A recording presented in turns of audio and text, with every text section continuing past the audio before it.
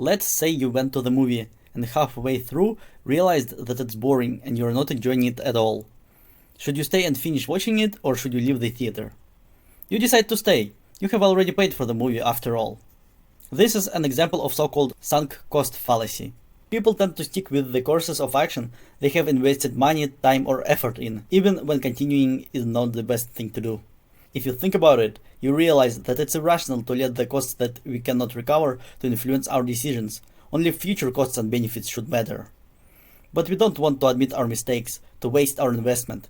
So we often stick by our past choices that continue costing us more. To overcome this fallacy, first learn to recognize it. Then, set aside the emotional investment. Only look at the future costs and benefits. Imagine that you've just been dropped into your current life situation with no warning, and do what's in your best interest.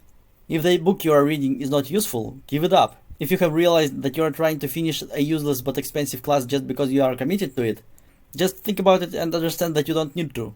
Did you put so much sweat into writing this scene for your screenplay only to realize that it doesn't make your movie better?